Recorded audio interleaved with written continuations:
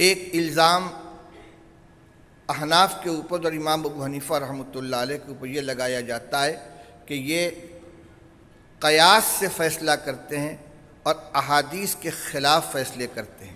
قاری صاحب نے بھی اس پر کچھ روشنی ڈالی۔ اس سلسلے میں آپ کو ایک واقعہ سناتا ہوں۔ خاندان نبوت کے نمایاں فرد ہیں حضرت جعفر صادق، جعفر ابن محمد ابن علی ابن حسین ابن علی، حضرت علی رضی اللہ تعالیٰ عنہ کے پوتے ہیں علی زین العابدین، اور ان کے پوتے ہیں جعفر ابن محمد، جعفر صادق، محمد باقر، علی زین العابدین، حسین ابن علی، علی مرتضیٰ رضی اللہ تعالیٰ عنہ اجمعین۔ حقیقت یہ ہے کہ امام جعفر صادق، محمد باقر، یہ سب ائمہ اہل سنت والجماعت میں سے ہیں، مگر شیعوں نے ان کا اغوا کر لیا اور ان کی طرف ایک من گھڑت فقہ منسوب کر کے اس کا نام فقہ جعفری رکھ دیا، جبکہ ائمہ اہل سنت میں سے ہیں۔ حضرت جعفر صادق سے کسی نے جا کر شکایت کی، کیونکہ حاسدین بہت تھے امام صاحب کے، غلط باتیں گڑھ کر منسوب کرنے والے۔ ان سے جا کے شکایت کی کہ یہ ابو حنیفہ آپ کے نانا کی حدیثوں کو چھوڑ کر قیاس سے فتویٰ دیتے ہیں کہ اچھا بلاؤ۔ بلائے گئے، انہوں نے کہا تم قیاس سے فتویٰ دیتے ہو، حدیث کے خلاف فتویٰ دیتے ہو؟ تو امام صاحب نے فرمایا کہ اگر میرے کسی خاص فتوے کے بارے میں آپ کو یہ علم ہو کہ وہ حدیث کے خلاف ہے، آپ اس کی نشاندہی کریں، میں اسے رجوع کر لوں گا۔ لیکن اگر ایسا نہیں ہے تو میرا طریقہ سنیے۔ میرے سامنے جب کوئی مسئلہ آتا ہے تو میں سب سے پہلے کتاب اللہ میں اس کو تلاش کرتا ہوں۔ اگر مسئلہ صاف صریح مل گیا تو پھر کسی اور طرف دیکھنے کی ضرورت نہیں ہے۔ مثلا انما الخمر والمیسر والانصاب والازلام رجس من عمل الشیطان، جن چیزوں کو اس میں حرام قرار دے دیا گیا اب کہیں اور دیکھنے کی ضرورت نہیں ہے۔ شراب حرام ہے، جوا حرام ہے، قرآن کی نص صریح سے ثابت ہے۔ اگر قرآن پاک میں مسئلہ صراحت کے ساتھ نہیں مل سکا تو پھر احادیث کی طرف رجوع کرتا ہوں۔ حدیث سے اگر مسئلہ ثابت ہو گیا تو پھر آگے نہیں جاتا۔ اگر حدیث کے اندر مسئلہ نہیں ملا تو پھر میں صحابہ کرام رضی اللہ تعالیٰ عنہ کے اقوال کو دیکھتا ہوں۔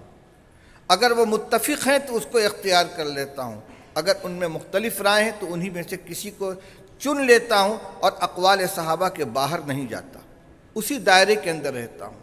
اور جب مسئلہ اوزاعی اور طاؤس اور مجاہد تک پہنچتا ہے تو ہم رجال و نحن رجال، جب رائے اور اجتہاد کا نمبر آتا ہے تو جیسے دوسرے حضرات اجتہاد کر سکتے ہیں میں بھی اجتہاد کرتا ہوں۔ اس کے بعد فرمایا کہ آپ کہتے ہیں کہ میں حدیث کے خلاف فتویٰ دیتا ہوں، تو میرے کچھ سوالات ہیں۔ یہ بتلائیے کہ عورت کمزور ہے یا مرد کمزور ہے صنفی اعتبار سے؟ فرمایا عورت کمزور ہے۔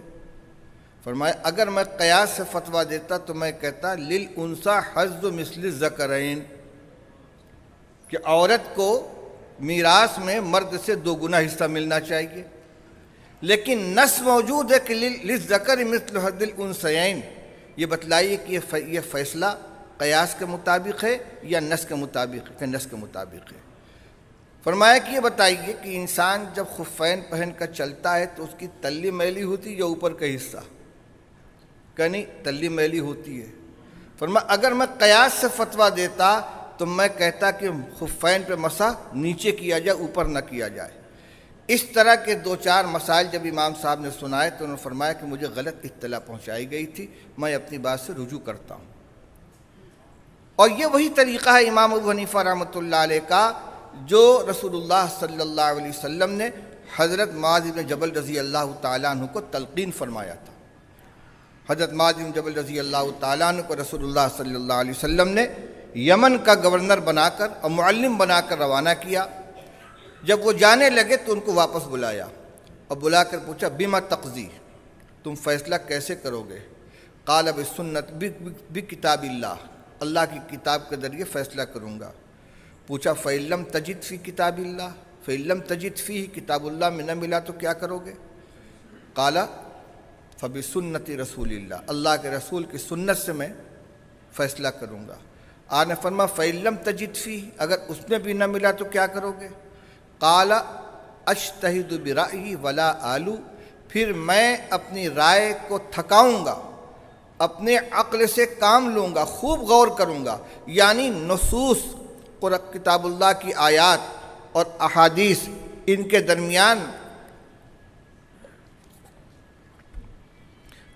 درمیان سے اس کا حکم نکالنے کی کوشش کروں گا، نظائر پر قیاس کروں گا۔ یہ مطلب نہیں کہ محض اپنے عقل سے میں کوئی حکم فیصلہ کر دوں گا، کیونکہ شریعت عقل کے فیصلے کا نام نہیں ہے، بلکہ اجتہاد کا مطلب یہ ہے کہ اس خاص جزئیے کا صراحتاً کتاب اللہ اور سنت رسول اللہ میں حکم موجود نہیں ہے، لیکن یہ کس اصل کے تحت آتا ہے، یہ کس ضابطے کے تحت آتا ہے، اس ضابطے سے حکم نکالوں گا اور اس کو فیصلہ کروں گا۔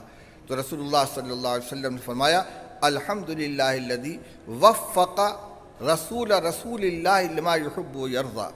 یہ الفاظ ترمذی شریف کے ہیں، کما قال رسول اللہ صلی اللہ علیہ وسلم۔ فرمایا اللہ کا شکر ہے جس نے اپنے رسول کے قاصد کو اس چیز کی تعلیم دی، اس چیز کی توفیق عطا فرمائی جس سے اللہ کا رسول راضی اور اس کو پسند کرتا ہے۔ یہ روایت جہاں کتاب اللہ اور سنت رسول اللہ کی اولین حیثیت کو متعین کرتی ہے، وہیں اس بات کی بھی دلیل ہے کہ سارے مسائل صرف کتاب اللہ اور سنت رسول اللہ سے حل نہیں ہو سکتے۔ اس لیے جو حضرات اصول اربعہ کو تسلیم کرتے ہیں کہ 4 بنیادیں ہیں مسائل کے استنباط کی بالترتیب، کتاب اللہ، سنت رسول اللہ، اجماع امت اور قیاس صحیح، ان کے لیے یہ روایت سب سے مضبوط دلیل ہے۔ آپ پوچھیں گے اس میں اجماع کا تو تذکرہ نہیں ہے، یہ گفتگو رسول اللہ صلی اللہ علیہ وسلم خود فرما رہے ہیں، اور اجماع کا وجود رسول اللہ صلی اللہ علیہ وسلم کی وفات کے بعد ہوا ہے۔ صحابہ کرام رضی اللہ تعالیٰ عنہم جن مسائل کے اوپر متفق ہو گئے وہ اجماع کہلایا، جیسے 20 رکعت تراویح پر اجماع ہوا، جمعہ کے دن خطبہ کی اذان ہوتی تھی، اس سے پہلے کوئی اذان نہیں ہوتی تھی، حضرت عثمان رضی اللہ تعالیٰ عنہ کے زمانے میں ایک اذان کا اضافہ ہوا، ایک مجلس میں ایک ساتھ 3 طلاق دی جائے تو ان تینوں کو 3 ماننے کا فیصلہ ہوا۔ یہ اجماعی مسائل ہیں، اور جس وقت یہ فیصلہ ہوا جتنے صحابہ کرام رضی اللہ تعالیٰ عنہ موجود تھے سب نے اس سے اتفاق کر لیا۔ یہ اجماعی فیصلے ہیں جو اس وقت سے لے کر آج تک اہل سنت والجماعت کے اندر متفق علیہ چلے آ رہے ہیں، اور کسی نے اسے شذوذ اور فرار کی رائے اختیار نہیں کی۔ تو حضور صلی اللہ علیہ وسلم کے زمانے میں تو آپ کا ارشاد خود حکم تھا، خود اصل تھا، اس لیے اس وقت اجماع امت کا ابھی وجود نہیں تھا۔ ہاں قیاس کی ضرورت پڑ سکتی تھی، آپ نے اس کی توثیق فرما دی۔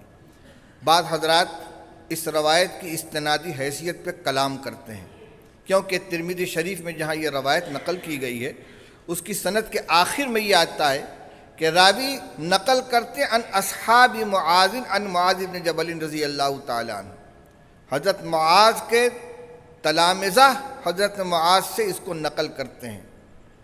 تو اس پر اشکال یہ ہے کہ یہ تلامذہ کون تھے، یہ معروف نہیں ہے، لہذا یہ روایت ناقابل استدلال ہے۔ لیکن میں آپ کو بتلاؤں، مولانا عبد الرحمن صاحب مبارک پوری جو اسی جماعت سے تعلق رکھتے ہیں، ترمذی شریف کے شارح ہیں، انہوں نے تحفۃ الاحوذی میں اس روایت کو ذکر کرنے کے بعد علامہ ابن قیم کی اعلام الموقعین سے پوری عبارت نقل کی ہے۔ علامہ ابن قیم فرماتے ہیں کہ اصحاب معاذ میں کوئی کاذب نہیں تھا، متہم بالکذب نہیں تھا، کوئی ضعیف نہیں تھا، سب کے سب ثقہ تھے۔ اس لیے ان میں کا ایک شاگرد بھی اگر معاذ بن جبل سے روایت نقل کرتا تو معتبر ہوتی۔ یہاں تمام کے تمام اصحاب جو اصحاب معاذ بن جبل کے نام سے معروف ہیں وہ پوری جماعت ان سے نقل کر رہی ہے، تو یہ تو اعلیٰ درجے کی توثیق ہو گئی۔ اسی طرح وہ فرماتے ہیں کہ جب کوئی مسئلہ امت کے درمیان مقبول ہو جائے تو پھر اس روایت کی سند سے بحث نہیں کی جاتی، اور اس کی کئی مثالیں انہوں نے پیش کی۔ وہ فرماتے ہیں لا وصیت لوارثین، کہ وارث کے حق میں وصیت کرنا درست نہیں۔ ابھی یہ مسئلہ آپ کے سامنے آیا تھا، جس کو وراثت ملنے والی ہے، بیٹا ہے، بیٹی ہے، ماں ہے، باپ ہے، بیوی ہے، شوہر ہے، اس کے حق میں اگر مورث کوئی وصیت کرے گا تو وصیت کا عدم ہوگی۔ یہ روایت سند کے اعتبار سے کمزور ہے، لیکن علامہ ابن قیم فرماتے کہ پوری امت نے اس کو قبول کر لیا اور اس کو ضابطہ بنا لیا کہ وارث کے حق میں وصیت معتبر نہیں ہے، اب اس کی سند نہیں دیکھی جائے گی۔ اسی طرح دیت عاقلہ کے اوپر آئے گی۔ اگر قتل خطا کا جرم کسی سے سرزد ہو جائے تو اس کے جو رشتہ دار ہیں، اسباط ہیں، جن کو عاقلہ کہا جاتا ہے، ان پر دیت عائد کی جائے گی۔ علامہ ابن قیم فرماتے ہیں کہ اس کی سند کمزور ہے، لیکن اس مسئلے کو پوری امت نے قبول کر لیا، لہذا اب کوئی ضرورت نہیں رہ گئی اس کی سند کو دیکھنے کی۔ اسی طرح اور بھی انہوں نے کچھ مسائل نقل کیے ہیں، تو یہ ضابطہ بتلایا ہے کہ جب کوئی مسئلہ متفق علیہ طور سے پوری امت کے اندر قابل قبول ہو جائے پھر اس کی سند سے بحث نہیں کی جاتی۔ اور اس پر میں ایک اضافہ کرتا ہوں، طلبہ حدیث جانتے ہیں ترمذی شریف کے شروع میں کتاب الطہارت میں وضو کے شروع میں بسم اللہ پڑھنے سے متعلق ایک باب ہے۔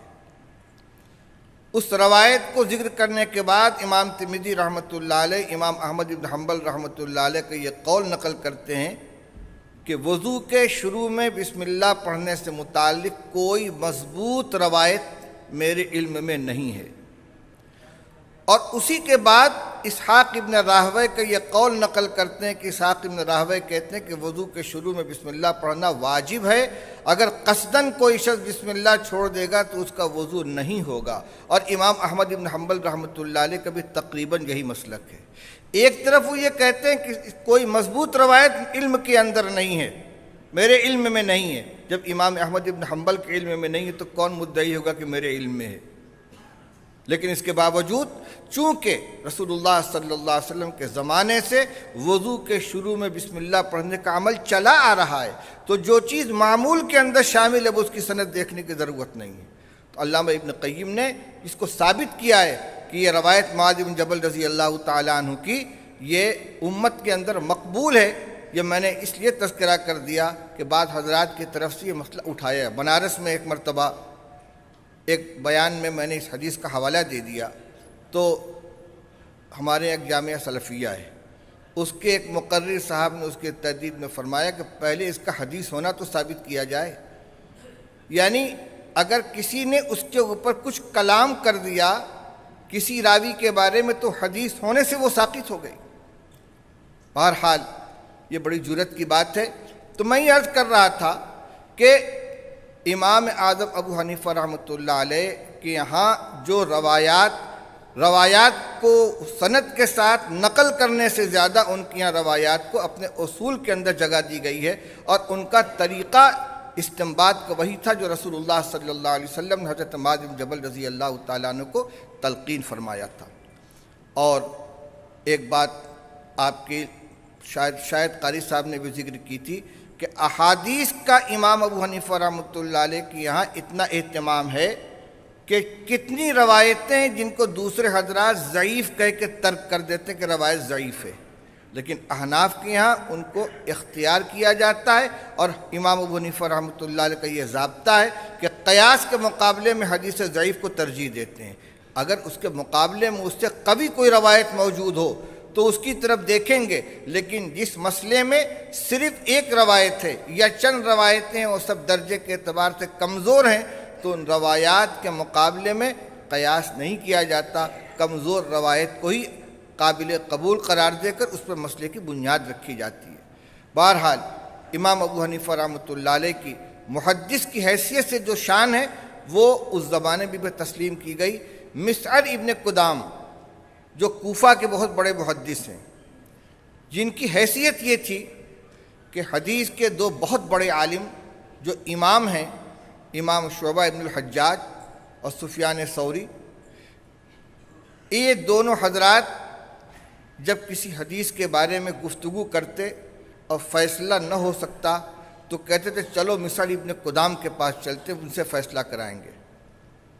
مسعر ابن قدام کہتے ہیں کہ ابو حنیفہ طلب علم کے زمانے میں ہمارے رفیق تھے، علم حدیث میں ہم نے ان کا مقابلہ کیا تو ہم سے آگے نکل گئے، ورع و تقوی و زہد کے اندر وہ ہم سے آگے نکل گئے، اور 20 سال کی عمر میں امام ابو حنیفہ رحمۃ اللہ علیہ نے کوفہ کے تمام محدثین کے روایات کو جمع کر لیا۔ محدثین لکھتے ہیں کہ مصر ابن قدام نے کوفہ کے باہر کا کوئی سفر نہیں کیا، صرف کوفہ کے محدثین سے انہوں نے روایتیں لی ہیں۔